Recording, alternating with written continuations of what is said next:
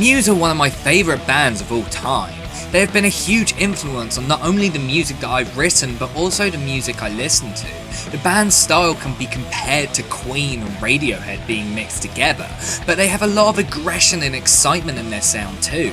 They also have many experimental prog rock-esque songs and many songs that break away from their usual sound. Songs like the 3-part Exogenesis Symphony, which blends elements of new prog together with classical orchestral music too, as well as the full-on dubstep song on the second law, Unsustainable.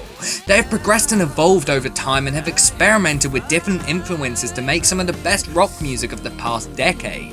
Their last 3 albums are fantastic and 3 of my favourite albums of all time, especially The Second Law and The Resistance. After how difficult they found it playing the heavily experimental songs live, they decided that for their next album, they'd strip away all of the fancy electronic and orchestral sounds and go back to basics. The album we got was Drones. The album is a concept album about the dehumanization of modern warfare. With this album, they set out to make their most aggressive album to date, and made an album that is in many ways, at least how it sounds, the spiritual successor to their album Absolution. Although it's maybe not as aggressive as they said it was going to be, there are still some of their heaviest songs on this album. Songs such as Psycho, Reaper's Defector, and The Bridge to the Globalist. These songs pack such raw aggression. They're incredibly exciting and fast, containing some of the best instrumentation to come from the band. The riffs on this album are all fantastic, and a couple of times on there are actually better than the songs that they're a part of. Matthew Bellamy shows exactly why he is worthy of his guitar god status. There are some absolutely insane solos on some of the songs, especially Reaper's. Reaper's starts with a double tap riff. It definitely has an Eddie Van Halen style to it. Matthew Bellamy's use of the octave pedal on this song is fantastic too, very Jack White-esque in style. He uses it heavily during the solo on this song, and the solo is technically perfect. It goes all over the place and never plays the same thing more than once. The riffs on all the songs are very memorable and catchy, one of the best riffs on the album being on the song Psycho.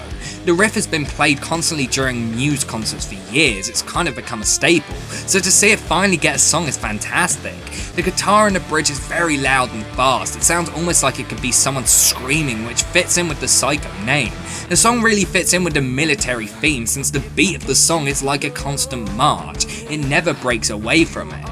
There are also a few tracks on the album that bring back that large arena rock sound that we know from the band. Songs like The Handler sound huge and epic and reminds me very much of the band's previous albums, especially Absolution and Black Holes and Revelations. There are a couple of catchy, almost pop rock songs, namely Dead Inside and Mercy. Dead Inside I'm not a big fan of, but I really like Mercy. It reminds me a lot of some of their other songs such as Newborn and Starlight. It's full of melody and is a lot of fun. I love the sound of the heavily distorted bass, it sounds great. That's something that the band have always done well. The album as a whole is not perfect though. The thing that really stops the album from being really good is the lyrical content. It's really not diverse at all. Every single song is about one concept and it does get a little bit boring.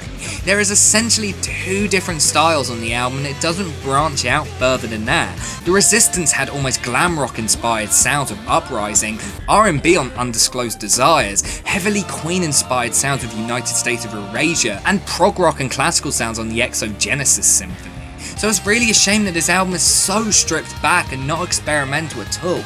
I know that was the idea of the album, it's supposed to be that way, but after hearing the amazing things they did before, it's really a shame to see them step back so much. The only sound that is actually a little bit different is The Globalist, which starts off with a western Sergio Leone movie-esque sound. Then it explodes into a huge angry song that is probably the most aggressive song on the album.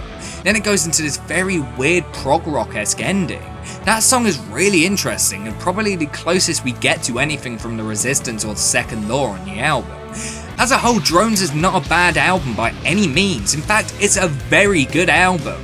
Its raw aggression really fits the military theme of the concept, it's just the lyrical content and lack of diversity that really brings it down in the end. It's not their best album, but it's certainly a very good one, and for me it's one of the best albums I've heard this year. I give Muse's Drones 9 out of 10.